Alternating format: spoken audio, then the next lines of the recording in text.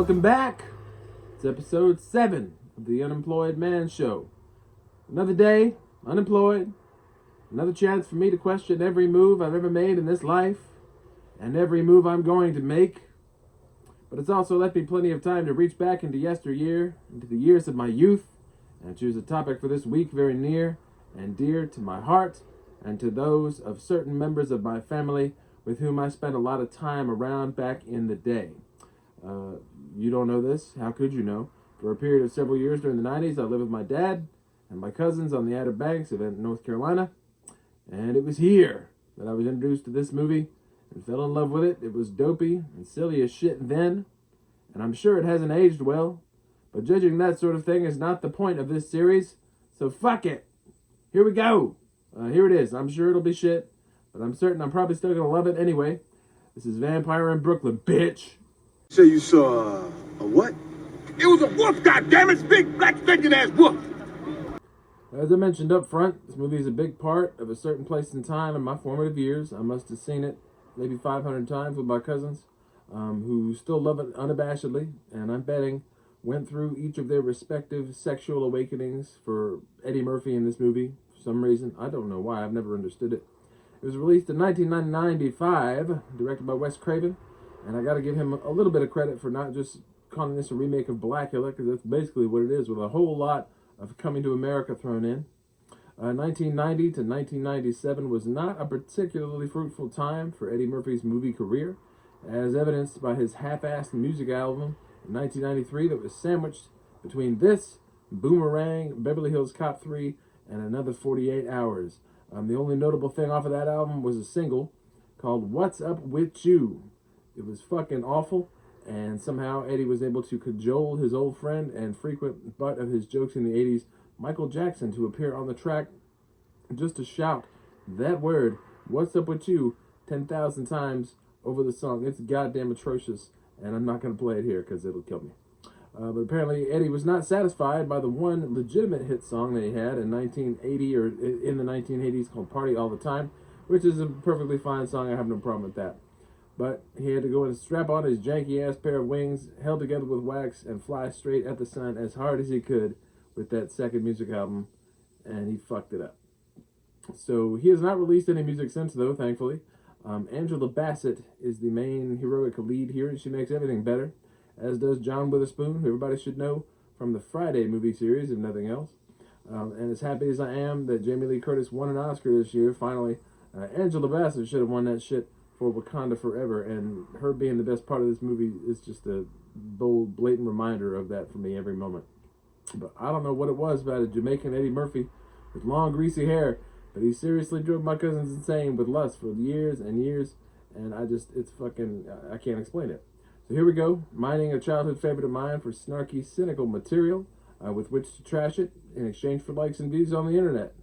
What have I become? Everybody still not falling fucking. Well, the first thing I'm noticing right away is that we're definitely wearing our bigger influences on our sleeves here. I'm paying homage to Dracula's boat journey as he's coming to America. See what I did there? Because if you've seen Coming to America, you know it's about Eddie Murphy coming from far away to find a woman in New York. It's the same fucking thing here. But the opening scene of the boat crashing into the port was really done well, even with Eddie's completely unnecessary narration. This movie might, this is a weird fun fact, but it might contain the only remaining evidence that Ray Combs ever hosted Family Feud, which is unfortunate given the dark and grisly end that he met when he died in 1996. He's the only host I ever come close to forgetting when I run through the list of hosts in my head, which is a thing that happens more often than you would think, because I'm fucking weird. We get our first of several Stevie Wonder references, who is another one of Eddie's friends from his stand-up days and his time on SNL. We're going to get multiple Stevie Wonder references throughout this movie, which is fine with me. There's no denying Eddie looks cool as hell as Maximilian, aside from the eventual cardboard nature of his wig.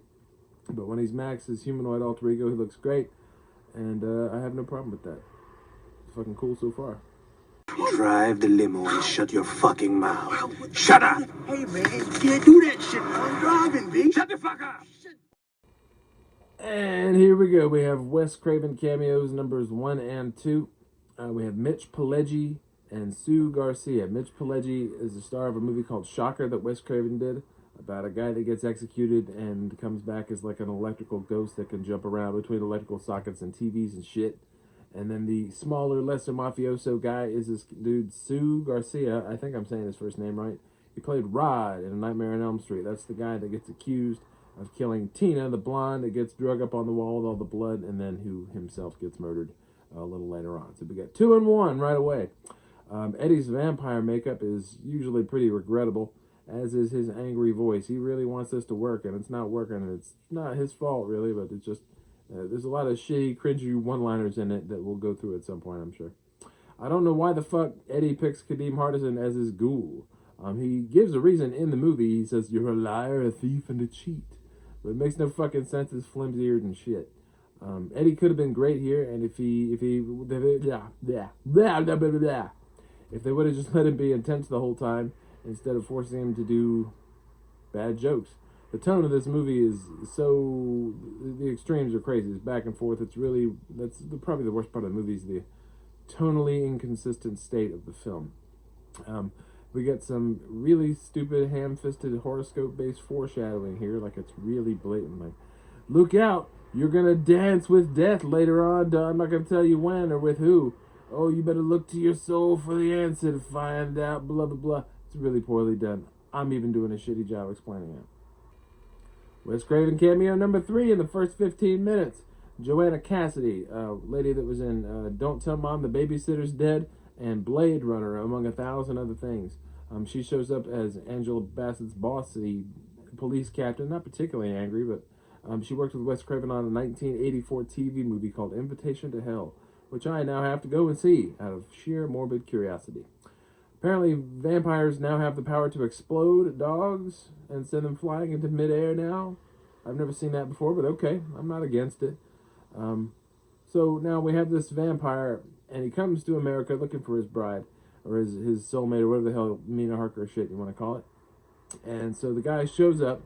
3 hours later, the scene of the boat crash is crawling with cops and passersby, and the person he's looking for happens to be one of those cops, and she happens to go on the boat, and she happens to be standing 5 feet away from his coffin on the boat. I'd call that one fuck of a big coincidence. I don't know about you. I don't know how you feel about it. Alan Payne is the actor that plays the male romantic lead in this movie. He's not bad, but he's the worst part. He's given the least to do. He's just there to be handsome and, have sexual chemistry with Angela Bassett. And he kind of does. He's fine. But he's the worst part. We get way too much exposition dumping via Eddie's narration and a whole lot of bunch of silly slapstick shit that it's definitely, the front part of the movie is heavier with that than the rear end, but we get a lot of silly slapstick shit right away. Pretty quick with Kadeem Hardison and his wife. Mostly. It's them. It's their fault. And we also have our second Stevie Wonder reference here, a cover of Superstition and a dingy reggae-tinged music hall of some kind, where we're about to meet another Wes Craven cameo character. You take that fucking hand, you shove it up your ass, Metal Lock.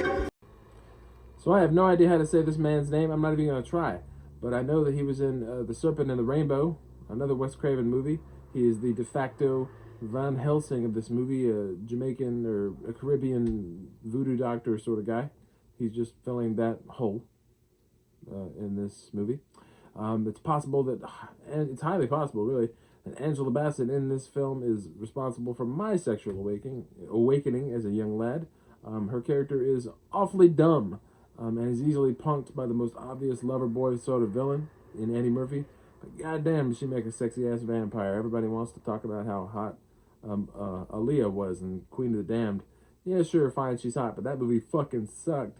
It didn't have any of the charm this movie has. I will say occasionally Eddie does manage to be funny here and there. He does get some good lines, but it's 1 out of 10 maybe at the best. We come to, there's a plot point here about how Angela Bassett's character likes to paint. She's all into painting, but sometimes her paintings come true. Like she'll do a painting of somebody hanging from a crucifix in a church, and one of the crime scenes in the later on in the movie will be that exact thing. It's very trite and cliche. I've seen it 100 times before. Fuck it, it's fine. Now, probably the most famous scene, and certainly the one that gets quoted the most in my family's home, the Preacher Paulie scene. Eddie Murphy is following Angela Bassett around town, and she goes to church, and he's all pissed off about it. He's like, why did I go to a fucking church? So he finds the preacher, kills him, and then assumes his form. I know that I've seen vampires shapeshift before, so that's not really out of place. But this scene, as funny as it is out of place like a motherfucker. And of course, Eddie Murphy gets 3 different roles in this movie because that's what he's been doing for the last 30 years. There is no reason for this entire sequence, really. But, I'm not, again, I love it. It's hilarious, but why? Why is it here? There's no reason. Well, there is a reason, but it's not a good enough reason for me. I'm Preacher Paulie. Don't be ashamed because you went out and got your little ass. Look out. Ass is good. Right. Evil's good and ass is good. And if you get your piece of evil ass, whoo! Wes Craven cameo number 5. Wendy Roby was in The People Under the Stairs, which is probably my favorite Wes Craven movie. She was also in Twin Peaks, is where I saw her first. She shows up as some kind of crazy religious zealot briefly in a police station. Apparently Eddie is able to influence people, and he tries to get her to kill a policeman, and of course she does. She tries to. She immediately grabs somebody's knife and goes after him. She never gets to be a normal person. Maybe one day. Eddie and Angela both have really good chemistry in this movie, though. They should have just been given a romantic comedy together. If it was up to me, that's what would have happened. The music in this movie throughout, the score is incredibly bland and trite, except for the occasional Stevie Wonder cover, which is hard to fuck up. Eddie definitely should have got a shot at a serious role after this. There are hints in his performance here that suggest he is capable of a whole lot more than fat jokes and farts. Oh, but of course now we find out the Voodoo Doctor Man has coincidental personal connections to Angela's character. Apparently he was trying to hit it way back in Jamaica, Angela Bassett's mother, in some Caribbean unnamed island. He never really narrows it down, but I didn't mention this up front, and I should have. One piece of background information that we do get is that Angela Bassett's mother was like a brilliant doctor or something, but then she went crazy and was committed to a mental asylum and died.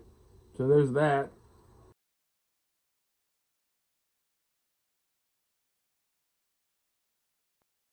So you may have noticed there's not been a whole lot of plot in this movie. We're about 20 minutes out from the end, and we finally get the full-on awful vampire makeup right there at the climax.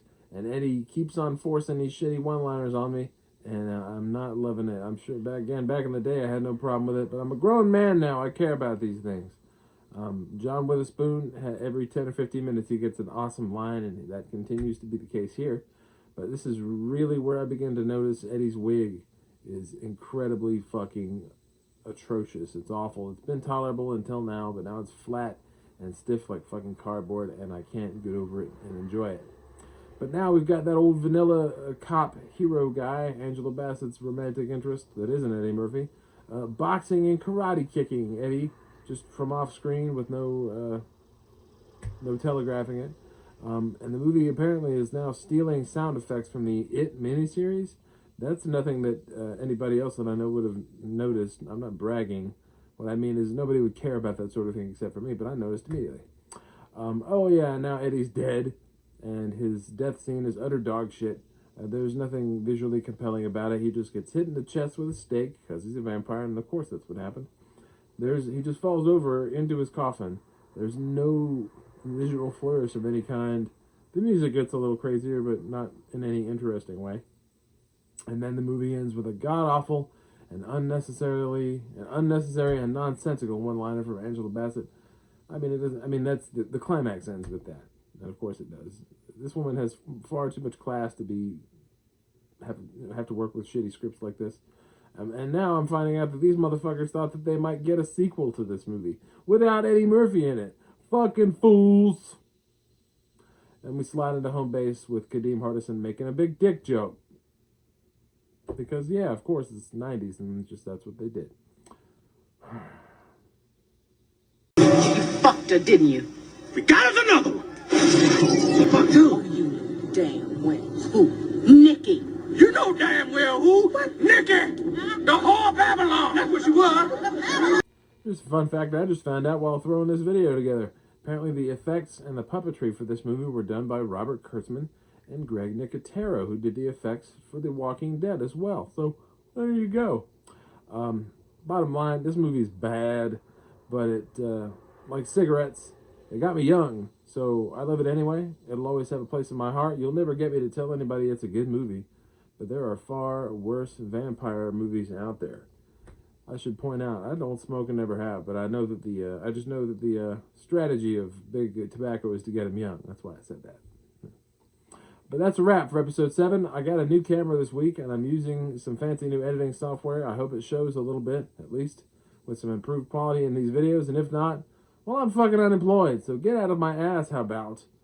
If you enjoyed this at all, boy howdy, I sure would love it if you'd hit that little like and subscribe button down there and tune in again next weekend to see what we'll be covering next. This video is a little late due to me transferring all my shit between computers. But until next time, go get a fucking job! Maybe I'll do the same. Next person off the fucking garlic product is gonna get one in the ass, alright?